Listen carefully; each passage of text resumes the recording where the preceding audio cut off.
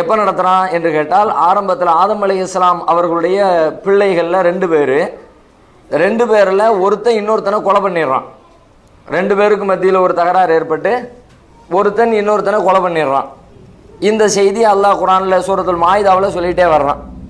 சொல்லிட்டு வரும் பொழுது, கொலை பண்ணதுக்கு பிறகு பாடி இருக்குது, சடலம் இருக்குது. இந்த சடலத்தை என்ன பண்ணுறதுன்னு தெரியல, எப்படி மறைக்கிறதுன்னு தெரியல. அவன் திணறிக்கிட்டு இருக்கிறான். அல்லாஹ் ரப்புல் ஆலமீன் அவனுக்கு எப்படி பாடம் நடத்தி கொடுக்குறான், அதை எப்படி பூமியை தோண்டி உள்ளே வச்சு மூடணும் அப்படிங்கிறத கற்றுக் கொடுக்குறான்னா, அது ஒரு பறவையின் வழியாகத்தான் அல்லாஹ் கற்றுக் கொடுக்குறான். இந்த செய்தியை திருக்குர்ஆனில் அல்லாஹ் சொல்லும் பொழுது சொல்கிறான், 5வது அத்தியாயம் 31வது வசனத்தில், ஃபபஅஸல்லாஹு குராபன், அல்லாஹ் ஒரு காகத்தை அனுப்பி வைத்தான். யபஹஸு ஃபில் அர்ல் லியுரியஹு கைஃப யுவாரி சவ்வதாஹி, தன்னுடைய சகோதரனின் சடலத்தை எப்படி மறைப்பது என்பதை சொல்லித் தருவதற்காக அல்லாஹ் ஒரு காகத்தை அனுப்பி வைத்தான். அந்த காகம் யபஹஸு ஃபில் அர்ல், பூமியில குழி பறித்தது, பூமியில பறிச்சு காட்டுது.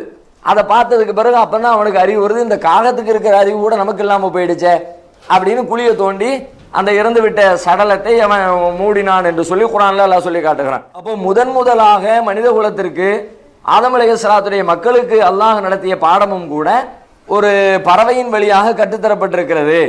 இப்படி நம்ம பார்க்கிற பறவைகள், மீன் இனங்கள், விலங்குகள், மிருகங்கள், பூச்சிகள், இப்படி கண்ணுக்கு முன்னாடி இருக்கிற எல்லா விஷயங்கள்லையும் ஏதோ ஒரு வகையில் மனிதர்களுக்கான பாடங்கள் நிறைந்து கிடக்கிறது.